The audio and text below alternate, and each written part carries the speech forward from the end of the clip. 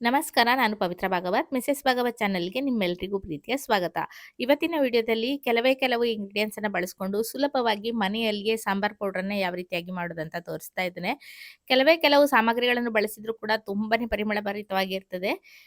ತುಂಬಾ ಟೇಸ್ಟಿಯಾಗಿ ಆಗ್ತದೆ ಈ ಒಂದು ಸಾಂಬಾರ್ ಪೌಡರನ್ನ ಬಳಸ್ಕೊಂಡು ನಾವು ಸಾಂಬಾರನ್ನ ಮಾಡಿದಾಗ. ಹಾಗಾದ್ರೆ ಇವತ್ತಿನ ಈ ರೆಸಿಪಿಯನ್ನ ಯಾವ ರೀತಿಯಾಗಿ ಮಾಡೋದಂತ ನೋಡೋಣ ಬನ್ನಿ. ಮೊದಲಿಗೆ ಒಂದು ಪ್ಯಾನ್ ಅನ್ನ ಬಿಸಿಗಿಟ್ಟಿದ್ದೇನೆ. ಅದರಲ್ಲಿ 1 ಟೇಬಲ್ ಚಮಚ ಆಗುವಷ್ಟು ತೆಂಗಿನ ಎಣ್ಣೆಯನ್ನ ಹಾಕೊಂಡಿದ್ದೇನೆ. ಎಣ್ಣೆ ಬಿಸಿ ಆಗ್ತಾ ಇದ್ದ ಹಾಗೆ ಇದಕ್ಕೆ ಇಂಗನ್ನ ಹಾಕ್ತಾ ಇದ್ದೇನೆ. ನಾನಿಲ್ಲಿ 5 ಗ್ರಾಮ್ ಆಗುವಷ್ಟು ಇಂಗನ್ನ ಬಳಸಿದ್ದೇನೆ. ಮಡ್ಡಿ ಇಂಗು ಒಳ್ಳೆ ಪರಿಮಳ ಇದೆ, ಚೆನ್ನಾಗಾಗ್ತದೆ ಸಾಂಬಾರ್ ಪೌಡ್ರಿಗೆ. ನಂತರ 2 ಟೇಬಲ್ ಚಮಚ ಆಗುವಷ್ಟು ಕಡಲೆ ಬೇಳೆಯನ್ನು ಹಾಕೊಂಡಿದ್ದೇನೆ. 20 ಗ್ರಾಮ್ ಆಗುವಷ್ಟು ಇದೆ. ನಂತರ 1 ಟೇಬಲ್ ಚಮಚ ಆಗುವಷ್ಟು ಮೆಂತೆ ಕಾಳನ್ನ ಹಾಕೊಂಡಿದ್ದೇನೆ. ಒಂದು 5-6 ಗ್ರಾಮ್ ಆಗುವಷ್ಟು ಆಗ್ತದೆ ತೂಕ ಮಾಡಿದಾಗ. ಇದನ್ನ ಸ್ವಲ್ಪ ಹೊತ್ತು ಹುರ್ಕೊಳ್ತೇನೆ. ನಂತರ ಇದಕ್ಕೆ ಉದ್ದಿನ ಬೇಳೆಯನ್ನು ಹಾಕ್ತಾ ಇದ್ದೇನೆ. 3 ಟೇಬಲ್ ಚಮಚ ಆಗುವಷ್ಟು ಅಥವಾ 40 ಗ್ರಾಮ್ ಆಗುವಷ್ಟು ಆಗ್ತದೆ ತೂಕ ಮಾಡಿದಾಗ.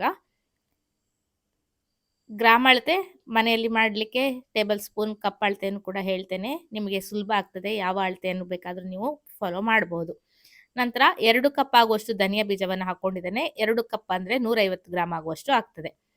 ಉದ್ದಿನಬೇಳೆ ಸ್ವಲ್ಪ ಹೊತ್ತು ಹುರಿದ ಹಾಗೆ ನಾನು ಇದನ್ನು ಹಾಕೊಂಡಿದ್ದೇನೆ. ನಿಮಗೆ ಐಟಮ್ ಎಷ್ಟು ಹುರಿಬೇಕು ಅಂತ ಗೊತ್ತಾಗೋದಿಲ್ಲ ಅಂತ ಇದ್ರೆ ಸಪ್ರೇಟ್ ಆಗಿ ಪರಿಮಳ ಬರುವ ತನಕ ಎಲ್ಲವನ್ನ ಹುರಿದು ತೆಗೆದಿಟ್ಕೊಳ್ಬಹುದು. ನಾನು ಎಲ್ಲ ಜೊತೆಯಾಗಿ ಒಟ್ಟಿಗೆ ಹುರಿದು ತಗೊಳ್ತಾ ಇದ್ದೇನೆ. ನಮ್ಮಲ್ಲಿ ಕೊತ್ತಂಬರಿ ಬೀಜ, ಜೀರಿಗೆ, ಸಾಸಿವೆ, ಮೆಂತೆಕಾಳು ಎಲ್ಲವನ್ನ ಬೇಸಿಗೆಯಲ್ಲಿ ತೊಳೆದು ಒಣಗಿಸ್ಕೊಳ್ತೇವೆ. ಕೊತ್ತಂಬರಿ ಬೀಜವನ್ನೆಲ್ಲ ತೊಳೆದ ತಕ್ಷಣ ಅದನ್ನ ನೀರನ್ನ ಬಸಿದು ಬಿಡಬೇಕು. ನಂತರ ಒಂದು 3-4 ದಿವಸ ಬಿಸಿಲಿಗೆ ಹಾಕಬೇಕು.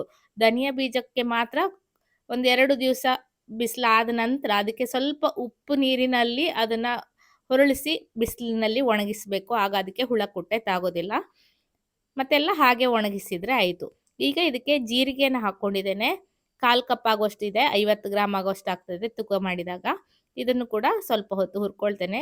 ಧನಿಯಾ ಬೀಜ 3/4 ಭಾಗದಷ್ಟು ಹುರಿದಾದ ನಂತರ ಜೀರಿಗೆಯನ್ನು ಹಾಕೊಳ್ಳಿ. ಜೀರಿಗೆ ಹುರಿಲಿಕ್ಕೆ ಜಾಸ್ತಿ ಟೈಮ್ ಬೇಕಾಗೋದಿಲ್ಲ.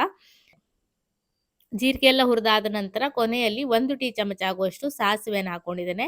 ಎಲ್ಲವೂ ಕೂಡ ಚೆನ್ನಾಗಿ ಹುರಿದಿದ್ದಾಗಿದೆ. ಉರಿಯನ್ನು ಆಫ್ ಮಾಡಿ ಇದನ್ನ ತಣ್ಣಗಾಗಲಿಕ್ಕೆ ಬಿಡ್ತೇನೆ. ತುಂಬ ಚೆನ್ನಾಗಿ ಪರಿಮಳ ಬರ್ತದೆ. ಹದವಾಗಿ ಸಣ್ಣ ಉರಿಯಲ್ಲಿ ಹುರ್ಕೊಳ್ಬೇಕು. ದೊಡ್ಡ ಉರಿಯಲ್ಲಿ ಹುರಿಲಿಕ್ಕೆ ಹೋಗಬೇಡಿ. ಈಗ ಮೆಣಸನ್ನ ತಗೊಂಡಿದ್ದೇನೆ. ನಾನಿಲ್ಲಿ 1/4 ಕೆಜಿ ಆಗುವಷ್ಟು ಮೆಣಸನ್ನ ತಗೊಂಡಿದ್ದೇನೆ. ಒಂದು 100-150 ಮೆಣಸುವರೆಗೆ ಇರ್ತದೆ 1/4 ಕೆಜಿ ಅಂದರೆ. ಅದಕ್ಕೆ ಎಣ್ಣೆಯನ್ನು ಹಾಕಿ ಹುರ್ಕೊಳ್ತಾ ಇದ್ದೇನೆ. ಈ ರೀತಿ 2 ಸೌಟಲ್ಲಿ ಎತ್ತಿ ಹಾಕಬೇಕು. ಆಗ ಮೆಣಸು ಎಲ್ಲಿಯೂ ಕೂಡ ಕರಟಿ ಹೋಗೋದಿಲ್ಲ. ಚೆನ್ನಾಗಿ ಉಬ್ಬಿ ಬರುವ ತನಕ ಗರಿ ಆಗೋ ತನಕ ಹುರ್ಕೊಳ್ಬೇಕು. ಮೆಣಸು ಹುರಿಯುವಾಗ ಸ್ವಲ್ಪ ಕರಿಬೇವಿನ ಸೊಪ್ಪನ್ನು ಸೇರಿಸ್ಕೊಂಡ್ರೆ ಮೆಣಸಿನ ಘಾಟು ಕೂಡ ಕಡಿಮೆ ಆಗ್ತದೆ. ಕರಿಬೇವಿನ ಸೊಪ್ಪು ಹುರಿದಾಗುವಾಗ ಮೆಣಸು ಕೂಡ ಗರಿಯಾಗಿ ಇರ್ತದೆ. ಮೆಣಸನ್ನು ಕೂಡ ಅಷ್ಟೇ ನಾವು ಬೇಸಿಗೆಯಲ್ಲಿ ಚೆನ್ನಾಗಿ ತೊಳೆದು ಒಣಗಿಸಿ ಇಟ್ಟಿರೋದು. ಈಗಲೂ ಕೂಡ ಎಷ್ಟು ಚೆನ್ನಾಗಿ ಗರಿಯಾಗಿದೆ ನೋಡಿ. ಮಾತ್ರ ಜಾಸ್ತಿ ಬಿಸಿಲಿರಬೇಕು ಮೆಣಸನ್ನ ತೊಳೆದು ಹಾಕಬೇಕಾದ್ರೆ. ಬಿಸಿಲು ಕಡಿಮೆ ಇದ್ರೆ ಆಗೋದಿಲ್ಲ. ಹಾಗೆ ಅದರ ಚೊಟ್ಟಿನ ಭಾಗ ಎಲ್ಲ ಈ ರೀತಿ ಆ ಕ್ಯಾಪ್ ಏನಿದೆ ಅದು ಹಾಗೆ ಇರಬೇಕು. ಅದು ಒಳಗಡೆ ಓಪನ್ ಆದರೆ ಒಳಗಡೆ ನೀರು ಹೋದರೆ ಬೇಗ ಹಾಳಾಗ್ತದೆ. ಹಾಗಾಗಿ ಚೊಟ್ಟೆಲ್ಲ ಗಟ್ಟಿಯಾಗಿ ಆ ರೀತಿ ಕ್ಯಾಪ್ ರೀತಿಯಲ್ಲಿ ಇದ್ದಿದ್ದಕ್ಕೆ ಮಾತ್ರ ನಾವು ತೊಳೆದು ಹಾಕಬೇಕು. ಓಪನ್ ಆಗಿದ್ರೆ ತೊಳೆದು ಹಾಕಿದ್ರೆ ಹಾಳಾಗುವ ಸಾಧ್ಯತೆ ಇರ್ತದೆ.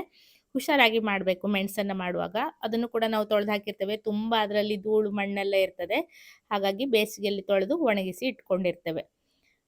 ಖಾರಕ್ಕೆ ನಾನಿಲ್ಲಿ ಸ್ವಲ್ಪ ಸಣ್ಣ ಮೆಣಸು ಅಥವಾ ಜೀರಿಗೆ ಮೆಣಸನ್ನು ಹಾಕೊಂಡಿದ್ದೇನೆ. ಅಥವಾ ನೀವು ಗುಂಟೂರು ಮೆಣಸು ಸ್ವಲ್ಪ ಬೇಕಾದರೂ ಹಾಕ್ಕೊಳ್ಬೋದು.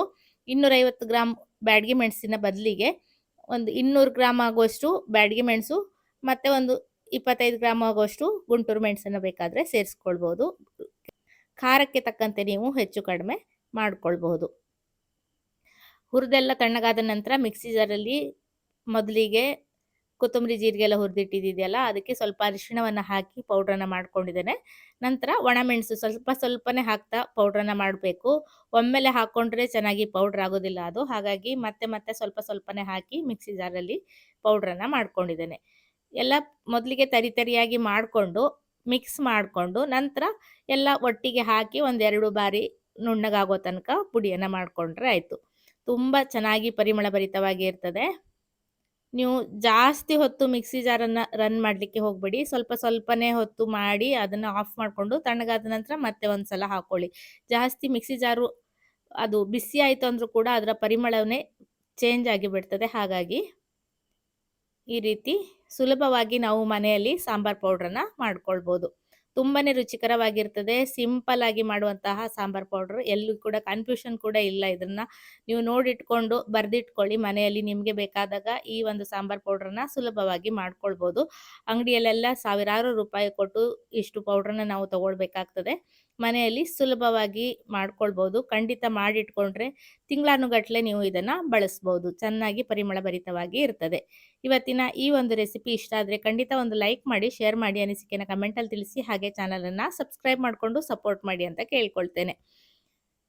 ಹಾಗೆ ಹಲವಾರು ರೆಸಿಪಿಗಳನ್ನು ನಾನೀಗಾಗಲೇ ಪೋಸ್ಟ್ ಮಾಡಿದ್ದೇನೆ. ಆ ರೆಸಿಪಿಗಳನ್ನು ನೀವಿನ್ನು ನೋಡಿಲ್ಲ ಅಂದರೆ ಅದನ್ನು ನೋಡಿ ಸಪೋರ್ಟ್ ಮಾಡಿ. ಹಾಗೆ ಸಾಂಬಾರ್ ಪೌಡ್ರನ್ನು ಬಳಸ್ಕೊಂಡು ಯಾವ ರೀತಿ ಸಾಂಬಾರ್ ಮಾಡಬೇಕು ಅಂತ ಬೇಕು ಅಂದರೆ ಕಮೆಂಟ್ ಮಾಡಿ ತೋರಿಸ್ತೇನೆ. ಮತ್ತೊಂದು ವಿಡಿಯೋದಲ್ಲಿ ಸಿಗ್ತೇನೆ. ಅಲ್ಲಿವರೆಗೂ ನಮಸ್ಕಾರ.